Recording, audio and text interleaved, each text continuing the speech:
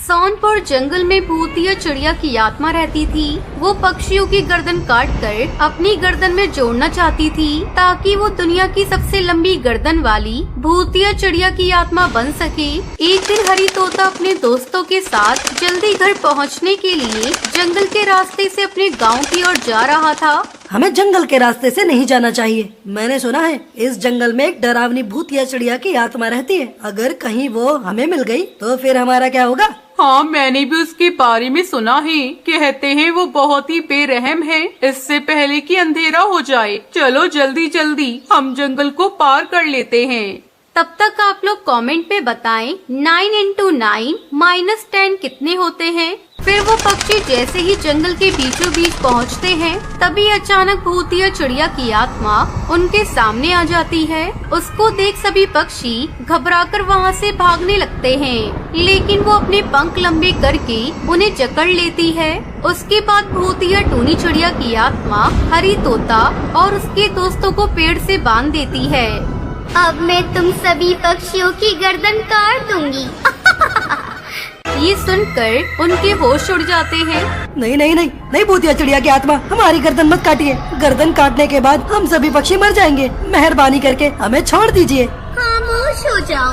मैं इसी तरह पक्षियों की गर्दन काट कर अपनी गर्दन में जोड़ूंगी ताकि मैं इस दुनिया की लंबी गर्दन वाली शक्तिशाली भूतिया चिड़िया की आत्मा बन जाऊं। उसके बाद भूतिया चिड़िया की आत्मा एक बड़ा सा चाकू निकाल कर हरी और उसके दोस्तों की गर्दन काट कर अपनी पर्स में डाल लेती है। उसके बाद वो सभी पक्षी मर जाते हैं। इस तरह जब भी कोई पक्षी जंगल से गुजरता था वो उसकी गर्दन काट कर अपने पास जमा कर लेती है। अब मुझे बस एक और पक्षी की गर्दन चाहिए। उसके बाद शैतान की पूजा करके मैं सारी कटी हुई गर्दन को अपनी गर्दन के साथ जोड़कर लंबी गर्दन वाली भूतिया चिड़िया की आत्मा बन जाऊंगी।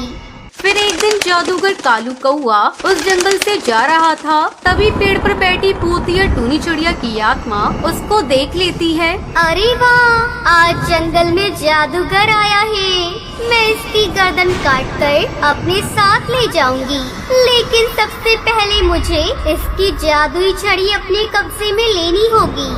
फिर भूतिया चिड़िया की आत्मा छुपके से पेड़ के नीचे उतर जाती है और एक बड़ा सा जाल फेंक कर उस जादूगर कालू कौए को पकड़ लेती है और उसकी छड़ी छीन लेती है।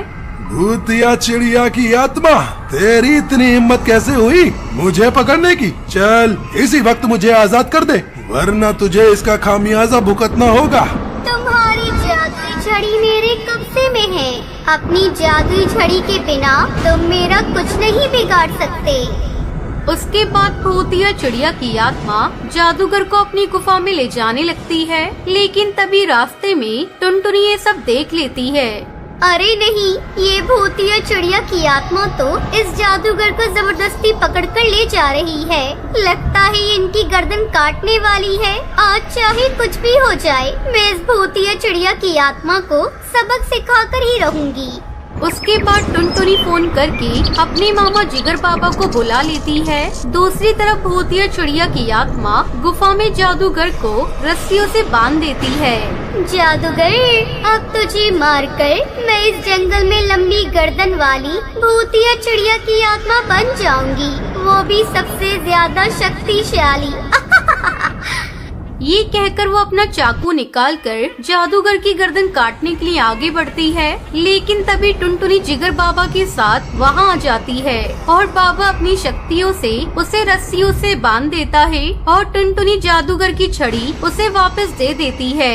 फिर जादूगर अपनी शक्तियों से उसके शरीर में आग लगा देता है। ये तूने अच्छा नहीं किया चिड़िया और जादूगर। मैं तुम दोनों को जिंदा नहीं छोड़ूंगी, अपना बदला लेने जरूर आऊंगी। ये कहकर वो जलकर राख हो जाती है। अब गांव में सभी पक्षी खुशी खुशी रहने लगते हैं।